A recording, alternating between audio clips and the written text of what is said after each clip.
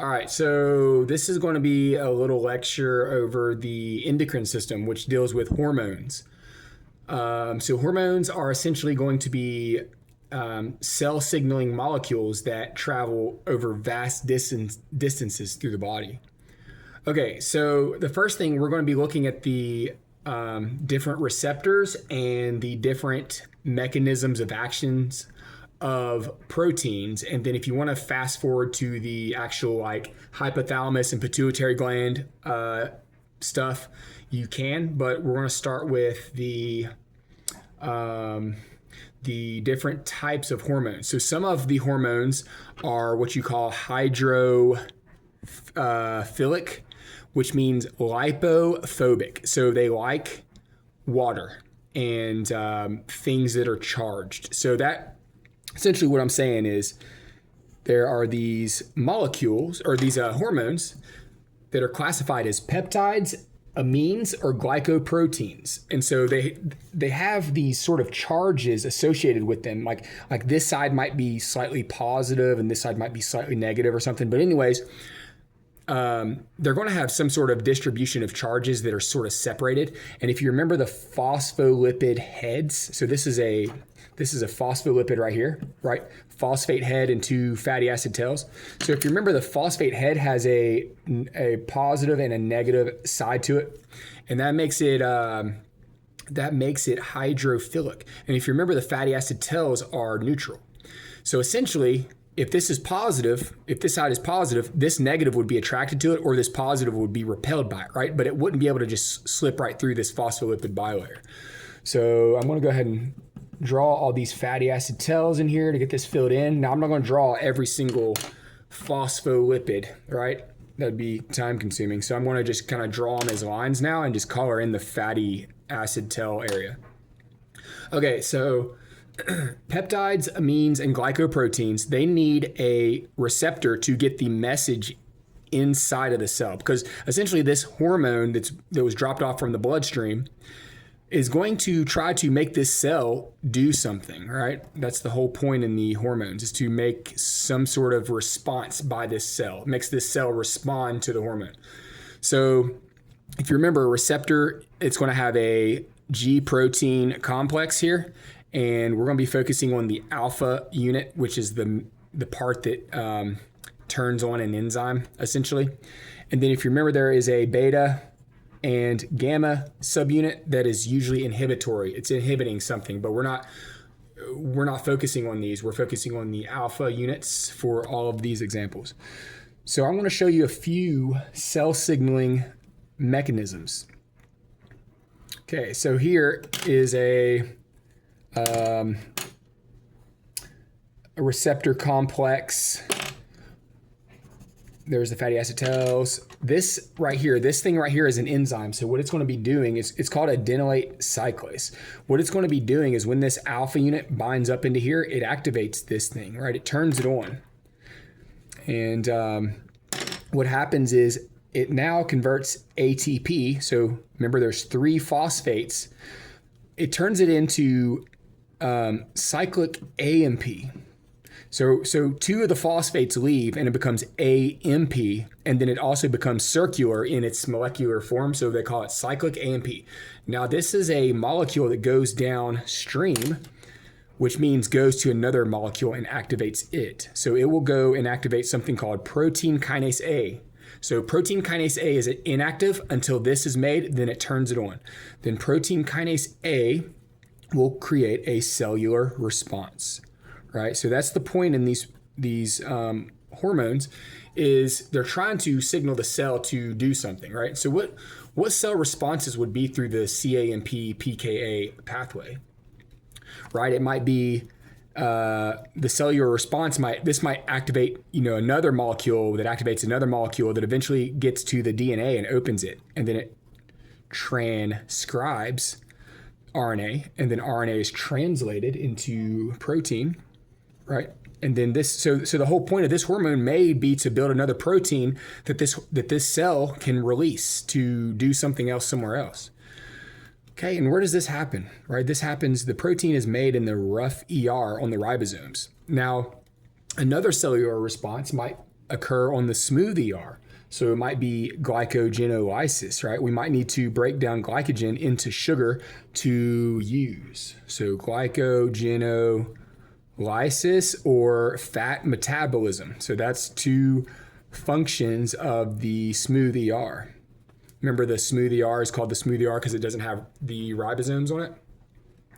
All right, so that's one example of a peptide, amine, or glycoprotein hormone. So let's look at another cell signaling pathway. Now, you don't have to really remember all this. I'm just showing you kind of what hormones do, right?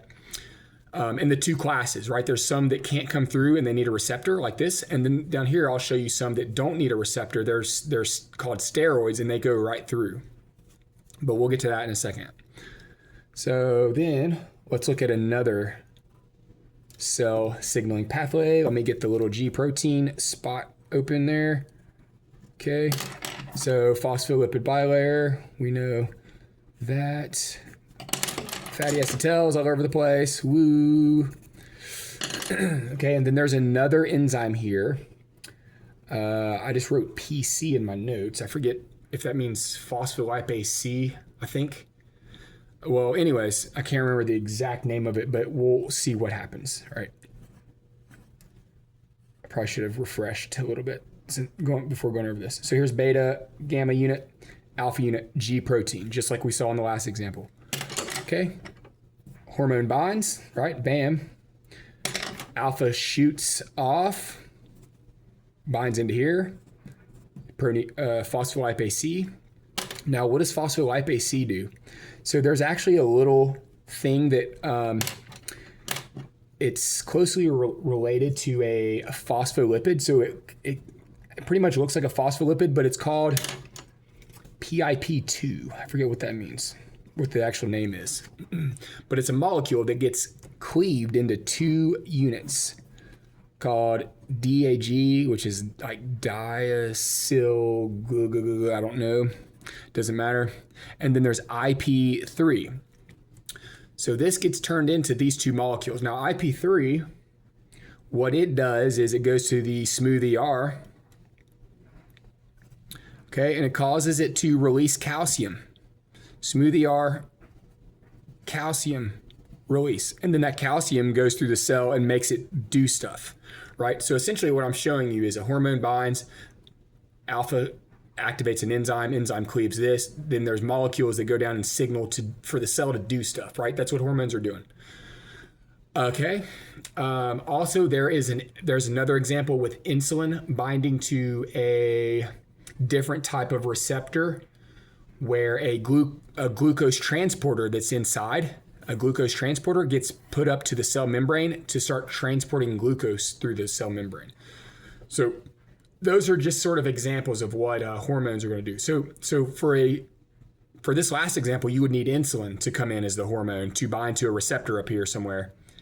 It's called an insulin receptor, right? An insulin receptor, what it does is it signals into the cell to start moving this phospholipid bilayer with little glucose channels, right? Glucose can come through these things. Well, this big circle thing gets moved up into the cell membrane, and this receptor gets inserted into the cell membrane, and then glucose can come in, right? The glucose can start coming into the cell. Okay, so now let's look at steroid examples. So out in the bloodstream, there's going to be these transport proteins that transport steroids, right? So like I'm showing it right here like this, okay? And then maybe this steroid's like tightly bound, but they eventually like release these. And remember, this is fatty acetals, phospholipid bilayer, fatty acetals everywhere.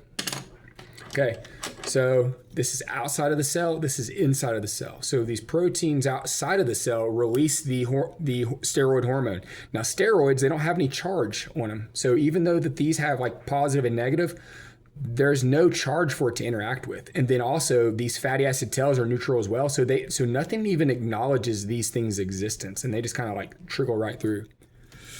But inside there are going to be intracellular receptors for these things. So there's going to be a spot for it to bind to right here. You see that? That is called the ligand binding domain. And this is called the DNA binding domain. So in this example, this steroid is going to come through, it's going to bind to this receptor, and then this whole receptor, right, with the steroid inserted, it comes down to the DNA, right? Here's the DNA. Okay. What does it do? It opens it. So there are these receptors on the DNA, and there's the spot for this part to bind to. Now you typically need 2 of these. So the DNA is like, wait, what's going on? And then 2 of them binding confirms that we need to open up the DNA. So I'll draw the other one here. Right? So once both of these, this part and this part, come into this slot and this slot, DNA opens. Now, what is the point in opening the DNA? It's to make an RNA, build an RNA. And remember, RNA gets transported out of the nucleus and into a ribosome. These pencils are garbage. Into a ribosome. So here's a ribosome. Now what happens at the ribosome? The mRNA comes through and we start building protein. So bunches of amino acids in chains, right? Build proteins, right? Okay, so maybe this protein is maybe we're making insulin, right? Maybe we're inside of the beta cells in the pancreas and we're making insulin molecules. So maybe this is insulin. So let's look at what happens, right? So when a hormone is being made, so this is a hormone turning on another hormone. So this is just sort of an example. But let's look at this in its linear form. So maybe it's something like this. Maybe it comes out like this. Maybe this green, this lime green stuff is dysfunctional. It's just extra amino acids that aren't functional, right? So maybe it's like looking like this. Right, and there's a big old chain of just unnecessary amino acids. Now, they're not really unnecessary, but you'll see where I'm going with this. So here, okay, so there's going to be like, in insulin, there's these what are called sulfide bridges that hold these two together. So sulfur atoms that form covalent bonds. All right, so this is called a pre-hormone. So this is before it's actually considered a actual active hormone. Now, there's going to be little enzymes that come in, like little. I always think of them as like little Pac-Men, right? Little Pac-Men that come munching. So it's going to come munch off this part, and then it turns it into almost its active form. So that piece goes off. Now it looks something like this, right? It's going to look more like this. So now we're here. Still got the sulfide bridges, right? That's just something on the insulin hormone. So anyways, Pac-Man come in, little enzymes, right? They start munching. So they munch off these parts. And then what happens? So at this point, this is called a prohormone with all this green extra stuff. Prohormone. My gosh, if this pencil breaks one more time, I'm going to smash my phone. Just kidding. Okay. So then lastly, right, once they munch off the lime green, we got a actual hormone. So now we're just left with insulin, and then our body can go take in all the sugar that we consume, right? Can go tell our cells to transport these things so we can get the sugars in. All right. So that's a little bit of cell metabolism stuff there. Okay, so let's jump into the actual hypothalamus and pituitary gland. So I'm going to kind of go through this relatively fast so you can pause it if you have to. Let's see, what the heck did I draw over here? Okay, so probably should have like rehearsed some of this stuff, but I'm just raw dogging it at this point. Okay, so I don't know why I drew this here. I don't know what that is. Oh, okay, this is the optic. I think this is the optic chiasm. So I'm just kind of showing you where the hypothalamus. So here's the hypothalamus, and here is the pituitary gland, right? The pituitary gland. And remember, there is a posterior, an anterior part and a posterior part. Kind of looks like testicles. So, yeah, and this is the only chapter I get away with drawing boobs and balls, and no one can say anything. So, all right. So, anyways, let's see here. So, in the hypothalamus, I drew these as little. Okay, in the hypothalamus, they're called hypothalamic releasing hormones.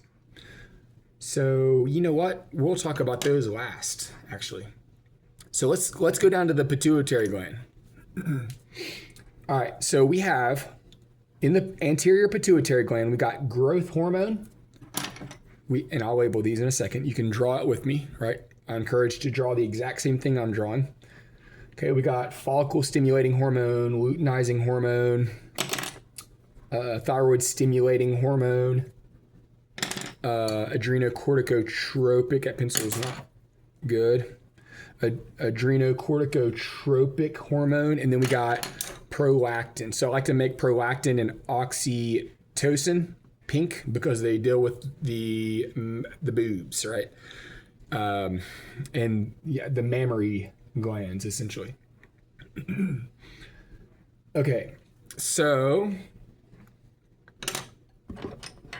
then over here we got ADH and we got oxytocin, right? So I'm gonna go ahead and label those so you don't think I'm just like leaving you hanging here. So this is growth hormone.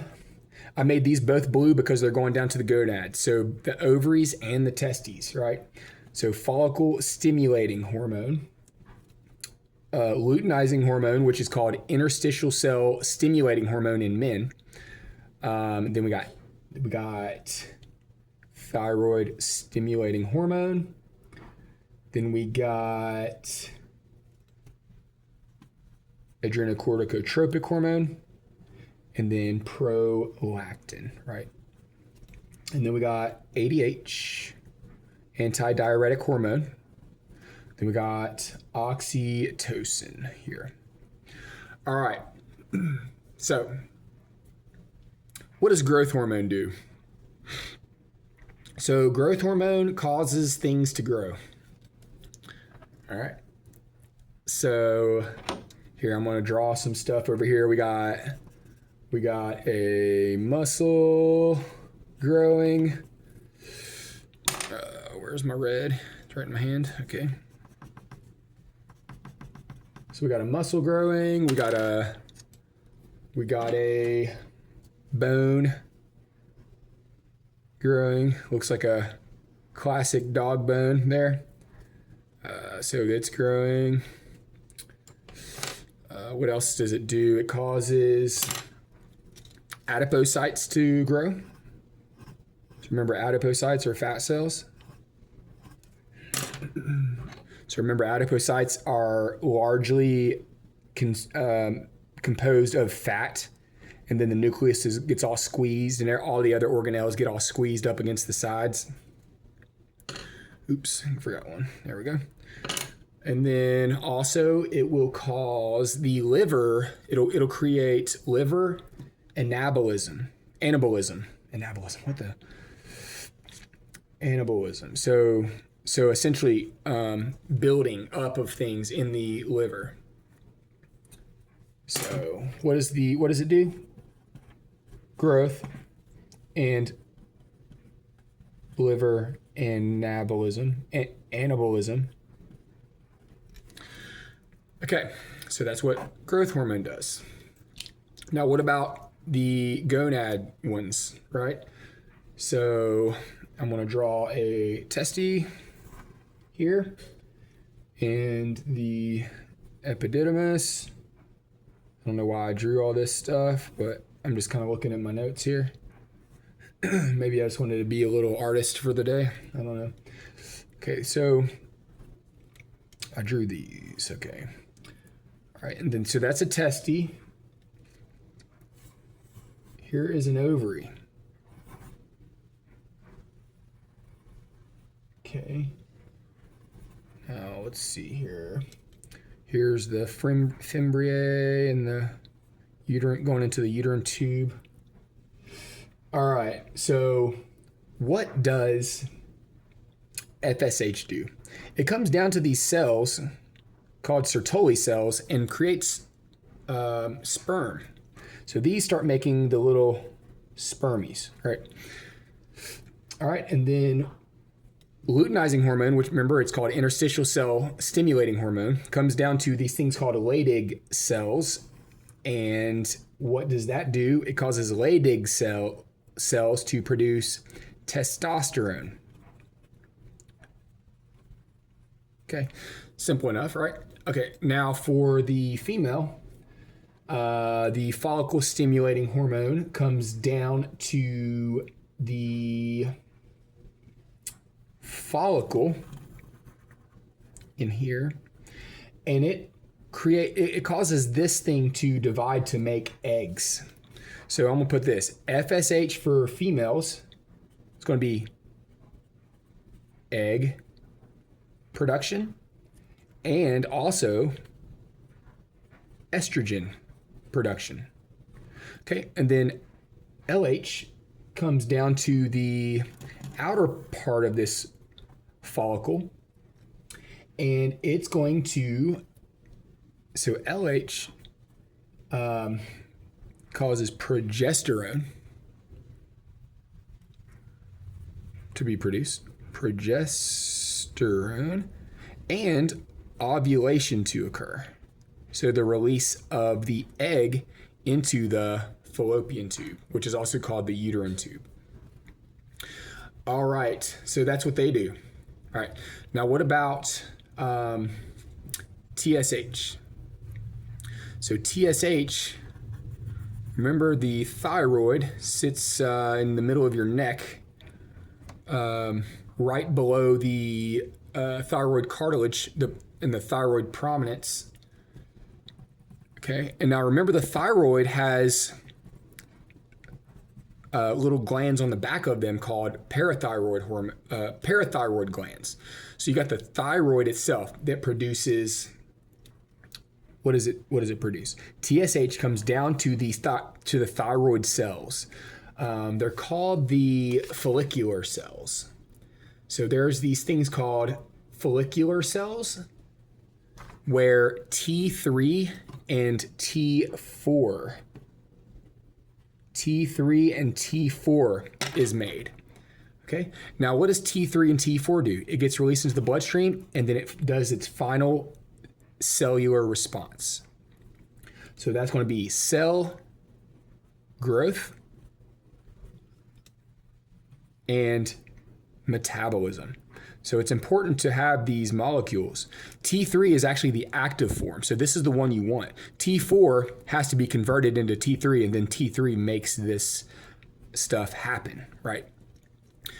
We need our cells to grow. We need our metabolism to stay up to par. So we need to produce this. This is essentially just keeping everything rolling, right? Keeping the momentum. Okay. Next, we'll talk about the parathyroid hormone, and then there's these cells called follicular cells, which I just said a second ago, where these are made on the inside or in the follicular cells. But then right around these follicular cells are called parafollicular cells, and they make something called calcitonin. So we'll talk about that on the next page. But the parathyroid hormone makes the parathyroid gland makes parathyroid hormone, which we'll talk about what they do, right? The parathyroid hormone and the calcitonin sort of have opposite effects. They sort of, one does one thing and the other one does the opposite. We'll talk about that in a second. Okay, ACTH. ACTH goes to the adrenal gland. Now remember, the adrenal gland sits on top of the kidney. Now here's the adrenal gland. So here it is. It looks like a little hat on the kidney. Now remember, there is a medullary part, which always means the center of an organ. And then there's a cortex part, which always means the outside part of the organ. So the cortex is divided into, I'm going to divide it into two layers. So there's an outer cortex called the mineralocorticoid. It produces mineralocorticoids, which just means aldosterone. So you can say a mineralocorticoid is aldosterone. And then in here, it produces glucocorticoids, which is essentially cortisol, right? They each have names that I can't remember. It's like zona glomerulosa or something like that. But we don't care about that, right? You have to look that one up yourself. So in the medulla, there is also epinephrine that gets made. So remember, epinephrine is part of the fight or flight response, and it's the hormone component. So remember, norepinephrine is the fight or flight response, and it's a neurotransmitter. So we essentially get the fight or flight response hormones going through our bloodstream and through our neurons, right? We'll talk about this in a second.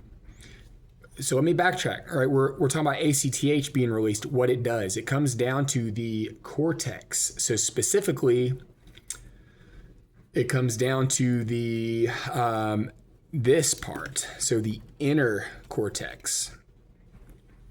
And it causes, that's where cortisol exists. So let me write it like this. I'm going to draw it with its color. Cortisol is in here. Cortisol. Now, out here, there's going to be aldosterone being made, and we'll talk about that in a second. But right now, we're talking about the ACTH cortisol pathway. So what does cortisol do? It's the stress hormone. What do we do when we're stressed? Essentially, we're going to start using fat stores to save our glycogen stores and our sugar for our brain. So we start using fat for like muscle contraction and stuff like that, and we're trying to spare as much sugar as we can. So what we do is it's going to increase blood sugar because we're trying to save our sugar. So we try to use fat, and our blood sugar does get elevated, but we want to just use this for our brain, right? Another response, unfortunately, it shuts down our immune system because we're in fight or flight mode, and we don't want our immune system consuming energy. So we shut that down. So that's essentially what stress hormone means. Okay. Then also, if you remember, it's actually the sympathetic nervous system that has a neuron that comes down and stimulates the release of epinephrine out into the bloodstream. So epinephrine is going to have the SNS response. Okay, and what is that? So like I said, what's the stimulus? The stimulus for this neuron getting activated to release these hormones into the bloodstream, that would be stress. So your amygdala and prefrontal cortex compute stress occurring, activates the amygdala. Amygdala activates the hypothalamus, and remember, the hypothalamus activates the sympathetic nervous system to turn on, along with the brainstem. So it works with the brainstem, and both of those, specifically the hypothalamus, is the epicenter of the parasympathetic nervous system and the sympathetic nervous system, and that's where it gets turned on. The switch gets turned on there, which for some reason a lot of people don't talk about that happening in the hypothalamus, but that's where it happens.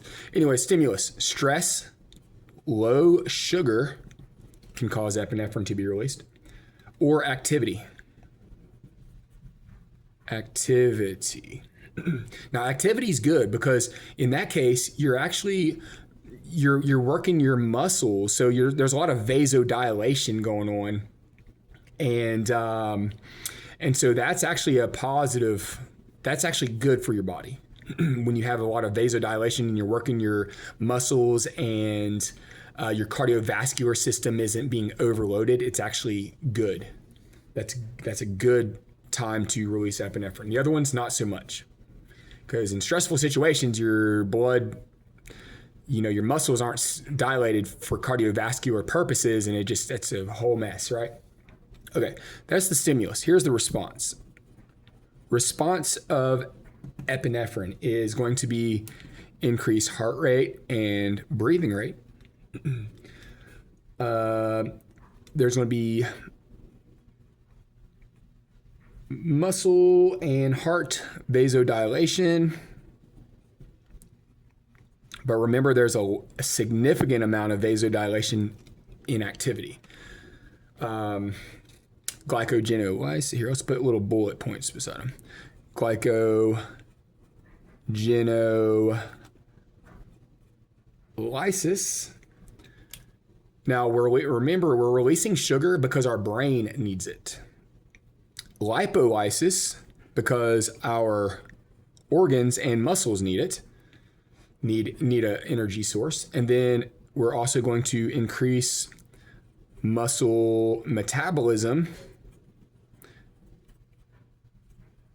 Now, of course, that's going to be significantly more in activity versus these two, right? Okay. Now, let's look at our next hormone. Oh, okay. So here comes the boob part. Here's the boob. Here's the mammary gland. I always get told, there used to be a teacher, she was always like, why do you make the boob so perky? I'm like, it's just easier. Okay. To draw it like this. So anyways, prolactin. What does prolactin do? Comes over to the mammary gland to stimulate milk production. Okay. Now, prolactin has other effects, but we don't really, for this class, we don't care. We're just talking about milk being produced. All right. Now we've covered these. So these hormones, how do they get released, right? We'll talk about these in a second. How do these hormones get released? So the way they get released is the hypothalamus has what's called hypothalamic releasing hormones. So you got this here. I'll name them in a second. I'll write down the names in a second. So this is growth hormone releasing hormone. So it releases this. This one is called growth hormone inhibiting hormone. So it blocks this. Then we got gonadotropin releasing hormone. So what it does is it comes down and releases both of the blues. Then we got corticotropic releasing hormone, releases the ACTH. And then we have thyroid releasing hormone. Okay. So growth hormone releasing hormone, growth hormone inhibiting hormone. This is also called somatostatin. Okay, then gonadotropic releasing hormone. Then you got corticotropic releasing hormone and thyroid releasing hormone. Now remember, these just release these guys. Now what stimulates these to be released?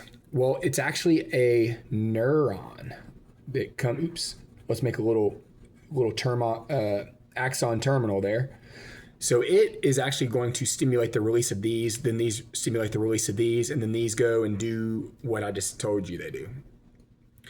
Now, in the posterior pituitary gland, they are released directly by neurons up in the hypothalamus that project all the way down and stimulate the cells that make these, and then they get released into the bloodstream. So what do they do? Oxytocin. So it goes to the mammary gland, nipple area, and causes smooth muscle contraction, so milk gets shot out. Also, it causes the smooth muscle in the uterus to contract, right? So essentially, it's a smooth muscle contractor, right, in certain regions. But also, it's also the love binding hormone. Or love bonding hormone.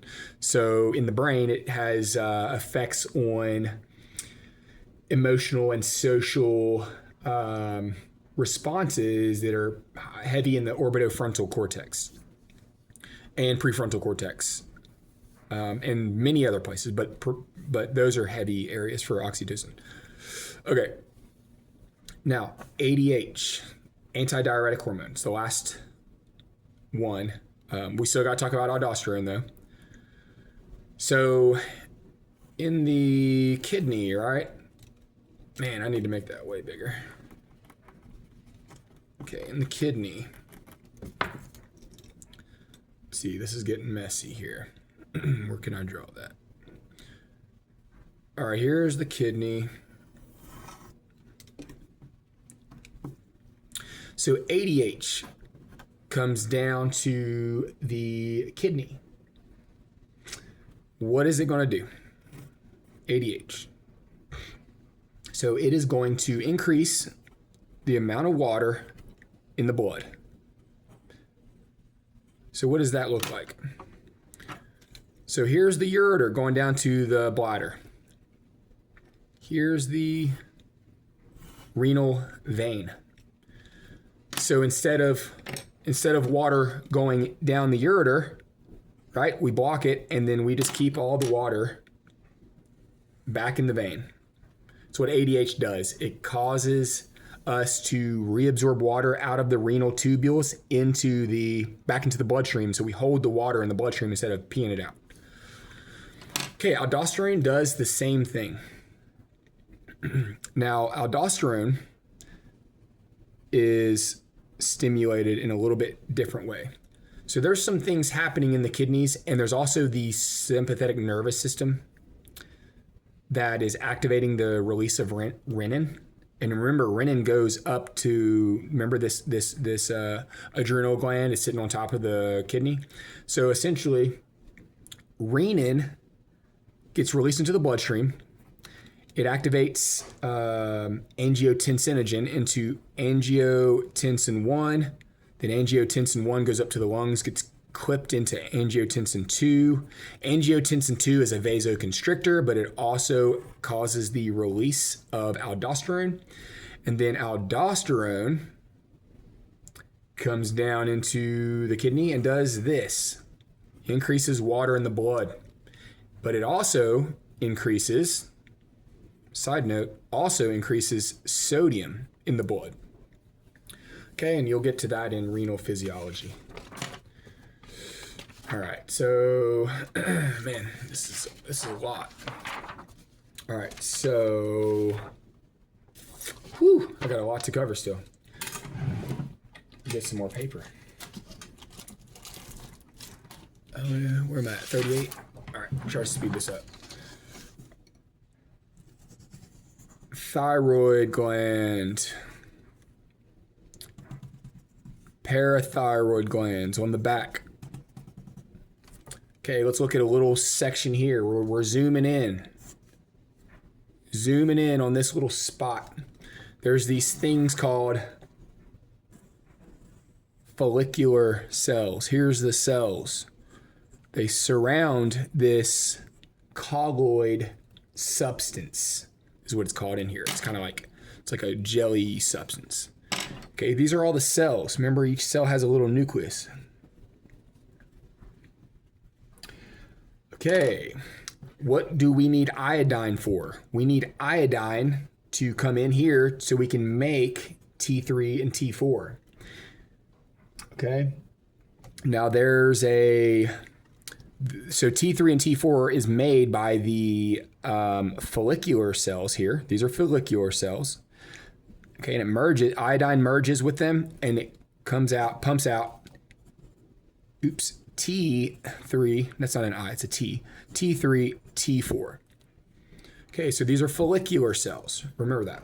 Now there's also these cells hanging out here that are called parafollicular cells. Okay, and there's blood vessels. There's blood vessels running through here. Okay, so these are parafollicular cells here. I didn't mean that blood vessel to go into the cell, but just the blood vessels are going around these cells, right? They're closely associated with them. Alrighty, so when there is high calcium in the blood, it activates the parafollicular cells, which are these guys, all these guys here, and they produce and release calcitonin. Calcitonin, what it's going to do is its response is going to be decrease blood calcium. So we're going to decrease the calcium in the blood. And the way we do that is we block osteoclasts from breaking down bone. Block osteoclasts. So that means that the osteoblasts keep building up bone. So we just use all the calcium for building bone now, and we're not, it's coming out of our bloodstream to the osteoblasts. And that works by just blocking the osteoclasts. We let the osteoblasts go to full work. Okay, and then we also block calcium reabsorption in the kidney. Now, you might not necessarily need to know this. Just know that calcitonin drops the blood calcium. Okay, and then on the parathyroid, right, there's blood vessels coming through here. Well, when the calcium is low, the parathyroid gland releases parathyroid hormone. And what is that going to do? Here, I'm going to write this. Here comes parathyroid hormone because we're low on calcium. It's going to increase osteoclast activity. So that means we're breaking down calcium and phosphates from the bone, and it's going into the blood now. So we're raising our blood calcium. Also, it activates vitamin D, which increases calcium absorption into the blood from the intestines. And then also, we're going to be reabsorbing calcium out of the renal tubules back into the bloodstream in the kidneys. So essentially, all of these are what they're doing is they're all increasing calcium back into the bloodstream.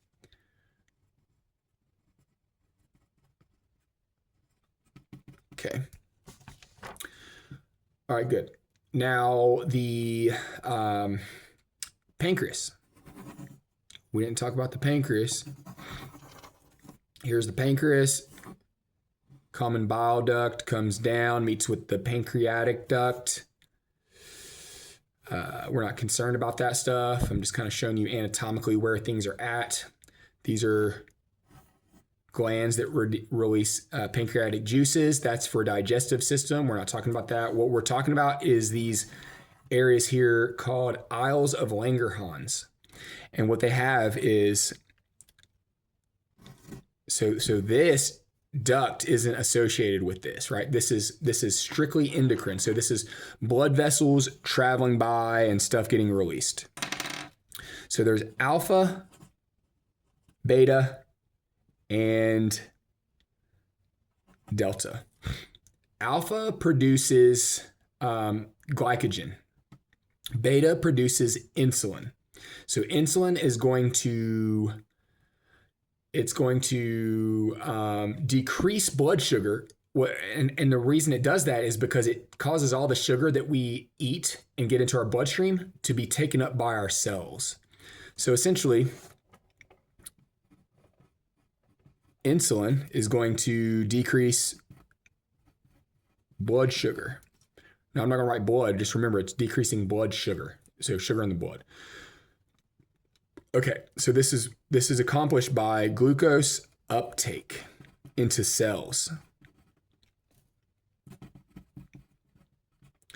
Okay, and that is through two mechanisms. We utilize it, so we use it directly, or we store it as, it's called glycogen.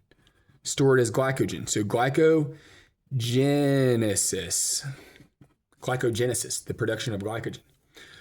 Okay, and then, so that's beta, right? Beta cells. Alpha cells are going to increase blood sugar. So this is what they do, increase blood sugar. And that's through glycogenolysis. So it's the opposite of glycogenesis.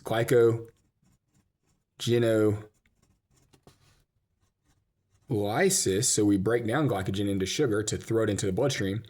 And then gluconeogenesis.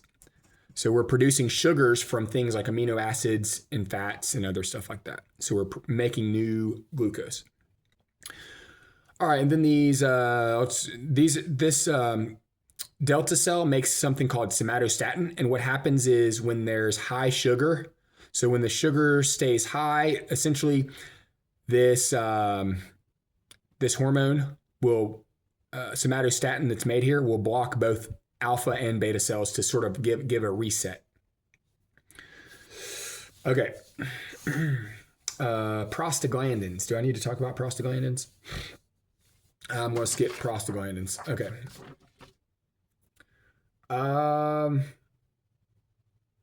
Should I talk about this? Screw it. I'll just talk about it real quick. Okay, here's some of the pathways. These are the negative feedback loops. So, and then I'll just read over the pathologies that I have on this page, and you can just kind of look at that. So, okay. Here, actually, I'm just going to do this. I already have this drawn out. All right. We'll start here. Gonadotropic releasing hormone. What does it do? I already said it releases FSH and LH, right? And remember, this is in the hypothalamus. This is in the pituitary gland. FSH increases gametes, which is the sperm and egg, and also increases estrogen in females. Now, when estrogen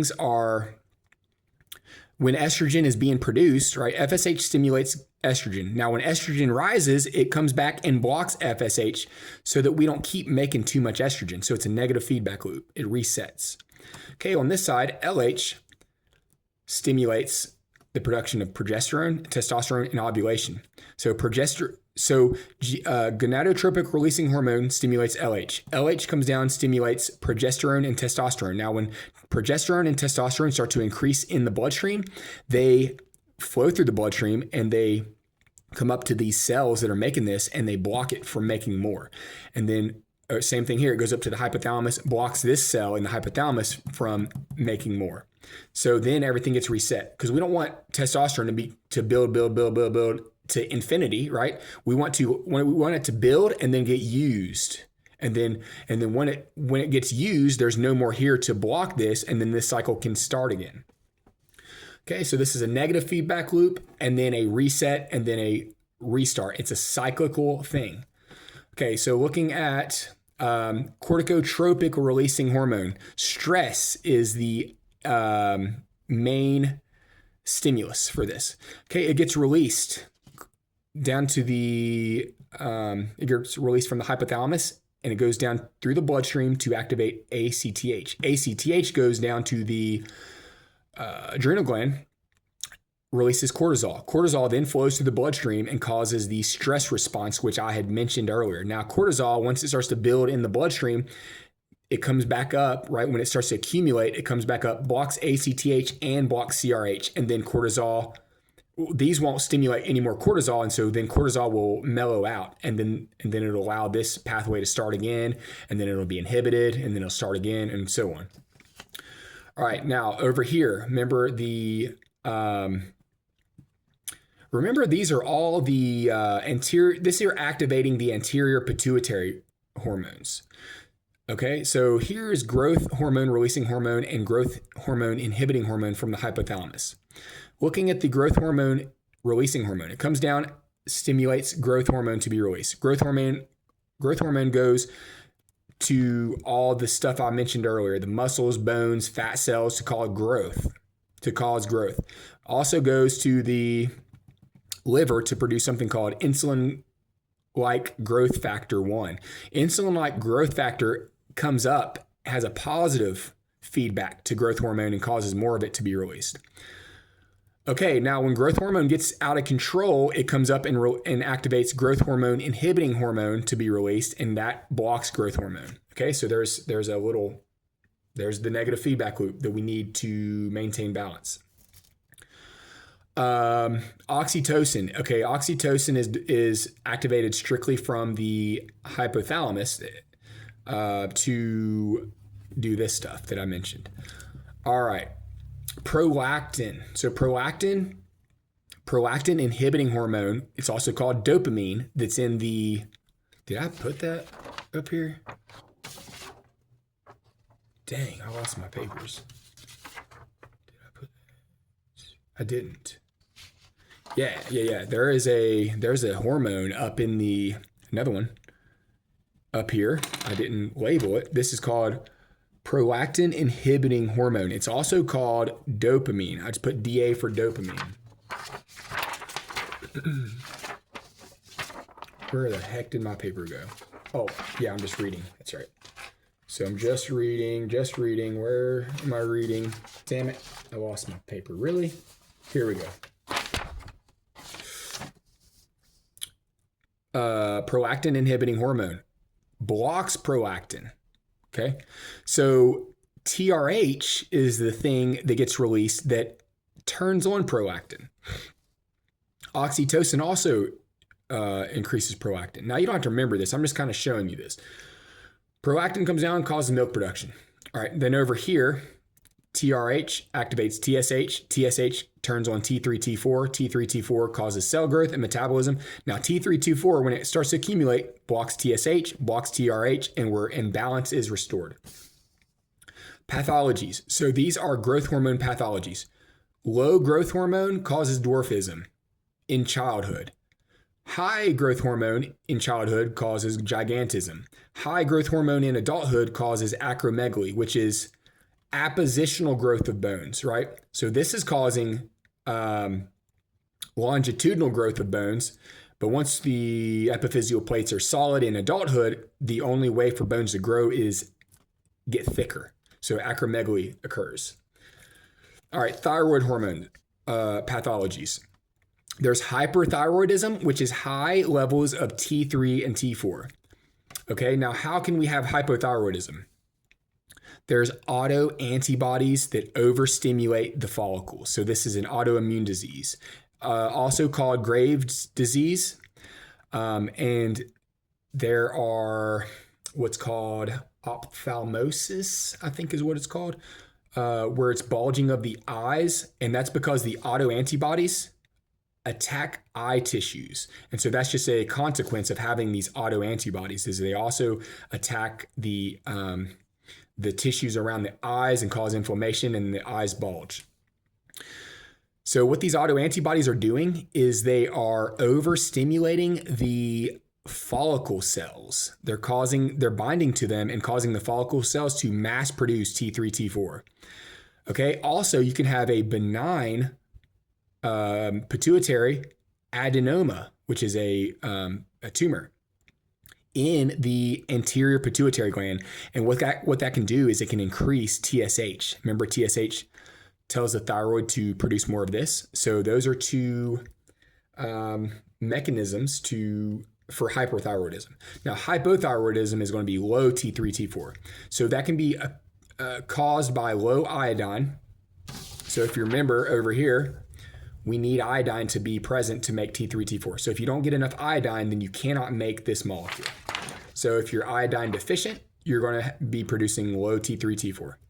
That's going to lead to hypothyroidism, which leads to low metabolism and low cell activity. Also, there's a type of autoantibody that attacks the follicles in a negative way and causes them to die. So they don't produce T3, T4. It's called Hashimoto's. All right. Then there are, so remember up here, it's benign. When they're malignant tumors, they destroy surrounding tissue when they're malignant. And so that can be a malignant tumor in the thyroid or the pituitary gland that destroys the cells that produce TSH or T3, T4. So if you don't have those, right, if you don't have TSH telling the thyroid to make T3, T4, then it's not going to be making this. Or if you have a malignant tumor on the thyroid, it's going to destroy the follicular cells and this stuff can't be made. Then lastly, traumatic injury to the thyroid. So this is something that happened to me jumping off of cliffs. And so I just went ahead and threw that in there because I was like, my thyroid issue is not any of these. So I just threw it in there. Now, if hypothyroidism is left untreated, it can lead to cretinism in kids or mixed edema in adults. And so mixed edema is going to be heavy amounts of fluid, right? Because your lymphatic system and your circulatory system slows down metabolism and doesn't reabsorb fluid as good into the bloodstream. There's going to be difficulty breathing. There's going to be confusion because your neurons aren't firing on all cylinders. There's going to be hypothermia because your hypothalamus can't properly send signals to thermoregulate. So everything just slows down. And then there's going to be an increase in mucus production because there's not enough water and calcium in or calcium pumps working to make the mucus the way it should be. Okay, so hyperthyroidism versus hypo. So hyperthyroidism is increased metabolism. So people are going to be like sweaty and fast metabolism. Lower BMI, right? So they're going to be skinnier. They're going to be hot, sweaty, nervous, and irritable, and there's going to be insomnia. With hypothyroidism, there's going to be lower metabolism. So there's going to be an increased BMI, body mass index. They're going to be cold, dried out, depressed, and lethargic. And there's going to be some constipation typically with that, which I didn't really have that, but cold and dried out, depressed and lethargic did occur. And I felt a little bit of this. Not really this part, but like a slower metabolism. Okay. Diabetes. Okay, there's diabetes mellitus type 1 and type 2. So diabetes mellitus occurs when there's increased sugar in the bloodstream, right? So high amounts of sugar in the bloodstream. Type 1 diabetes mellitus is an autoantibody at some point goes into the pancreas and destroys the beta cells. Remember these beta cells that produce insulin? Autoantibodies come in and attack it and destroy it. So you can't produce insulin. So there's no insulin that gets produced by your body. Type 2 you're eating too much sugar and you're letting your body go, and your insulin receptors get desensitized to insulin, and it's really from overstimulation. So you're producing massive amounts of insulin, but your insulin receptors can't really keep up. And so the only way to fix this is to go on like a diet, but also to take insulin. So if you flood your body with even more insulin, then there's a higher chance that your receptors all get activated. So anyways, lastly, there's diabetes insipidus. Now insipidus, the reason they call this one mellitus and this insipidus is doctors back in the day used to taste the urine, and the diabetes. So diabetes was something meant that people urinate a lot, right? So they would taste the urine of people with mellitus and it would be sweet because sugar would overspill into the urine. Now insipidus, these people would pee a lot, but there would be no sugar. It'd be like water. So this is insipidus. Diabetes insipidus is fluid loss without sugar. So this can either be central diabetes insipidus, which is low ADH that gets produced by the pituitary gland. So remember ADH comes down to the kidney to increase water in the blood. So if you don't have ADH, it's not going to come down and increase water in the blood, and water will go into the bladder. Okay, so it could be central, which is low ADH, or it can be nephrogenic. So you could be producing adequate amount of ADH, but when it comes down here, it doesn't bind to the receptor. So it's a receptor sensitivity issue. So it comes down, but it doesn't activate this process. So it could be nephrogenic. Nephro means kidney. Genic means the process of or the cause of. All right, lastly, adrenal gland issues. There's Cushing's and there's Addison's. So Cushing's is increased cortisol. How can you have increased cortisol? So that can be a benign adenoma. So that's like a tumor that's benign in the pituitary gland, which is going to increase, or the hypothalamus, which can increase CRH and ACTH. So remember, benign adenomas increase hormones. Malignant adenoma or malignant cancers destroy the cells, and so they don't produce this stuff. So Cushing's is increased cortisol through benign adenoma, or, well, that's it, actually. That's typically the main way it happens. And what's that going to do? If you have all this cortisol, you're going to, remember, you're increasing sugar, you're increasing fat. And what is that going to do? Sugar is osmotic, so it's going to increase blood pressure. Also, there's going to be myopathy because sugar damages blood vessels through radicals, which are essentially charged particles that kind of rip stuff apart in the cells. So then lastly, right, we have Addison's. So Addison's disease is low aldosterone and low cortisol. So autoantibodies can attack the adrenal glands, which means they will destroy the outer and the inner cortex that produce these hormones. So they won't be producing those, right? There'll be low amounts. And that's essentially the main mechanism for Addison's is autoantibodies. What's that going to do? Well, if you don't have aldosterone to pump sodium and water back into the bloodstream, your blood pressure is going to drop. Also, you're going to feel dizzy from low blood pressure and just not enough sodium in your nervous system to cause action potentials. And then you're going to be lethargic. There's going to be dehydration because, remember, aldosterone causes you to hold on to water and salt. And so if you don't have water and salt in your bloodstream, well, you're dehydrated. So that, and then also leads to lower body mass index. Okay. And so that pretty much covers everything in the hormone system.